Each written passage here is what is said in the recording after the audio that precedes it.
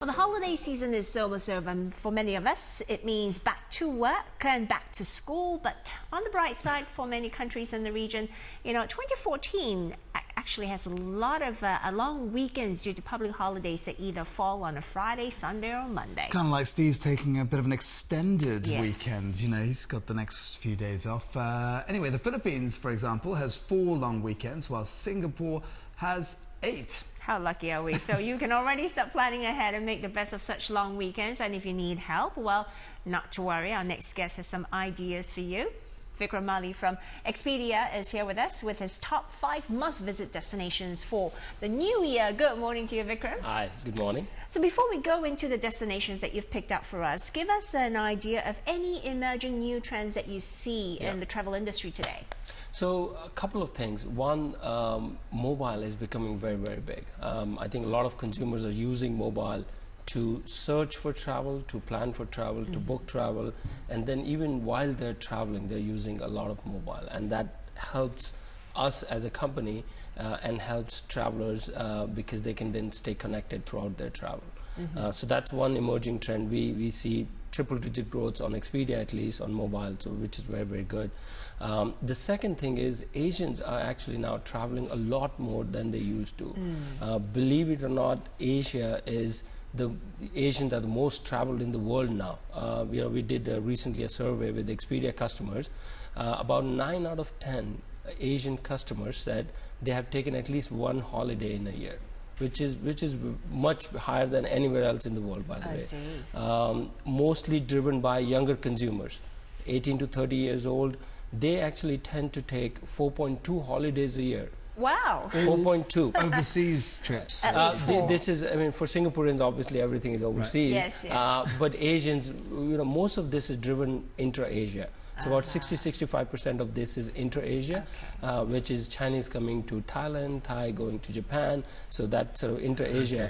But a lot of it is overseas as well. Well, I want to know where they're going then. So next year, which are the coolest places you should visit? Yeah. So my personal favorite, I like architecture, history, culture quite a bit. So my favorites are in Europe. It's Florence and Barcelona. Closer home in Asia, in Japan, it's Gifu and Kyoto.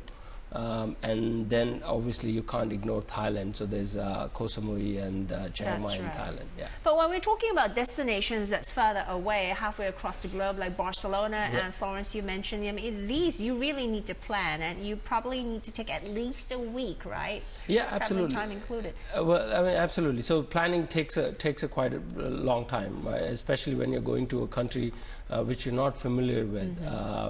So a lot of people are spending quite a bit of time, and that's where a travel company like Expedia comes in, where we make it easier for people to plan and book their travel. So definitely it takes a while.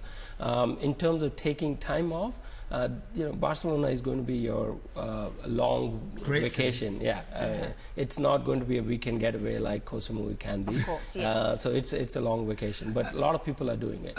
Florence is a very popular destination as well, and it's always very crowded with tourists. Is there a off-season that you would recommend for people to visit when it's maybe a little bit cheaper to go and it's maybe not so busy? So Florence, I recommend winters. A lot of people go to Florence during summer, and it's crowded in Florence during summer. I think for Singaporeans, if you want to experience a little bit of cooler climate, winter is not too bad in Italy, in Florence especially. It gets about 2 to 5 degrees lowest, which is not too bad at night. And we're talking about the months of... so this is from October, November till March. Till March. So that's probably, you can get cheaper rates. The window's still open. Yeah, window is still open, absolutely. You can get cheaper rates for flights, you can get cheaper hotels, and that helps your budget as well when you're traveling. And it's not as crowded, and therefore you actually are able to see more than you would be when you're there in summer. Yeah, you'll probably be spending the rest of your time, standing in queues and trying to get in, so to beat the queues like that. What about Asia? You mentioned Japan and 2 locations. It was Kyoto and Gifu. Gifu, yeah. Gifu is actually one of my favorites. Gifu is in south central Japan, It's a prefecture made up of about, I think, 12 cities or so. The biggest one is Gifu, obviously, which is the capital. There are 3 places in Gifu prefecture that I really like. So Gifu is one.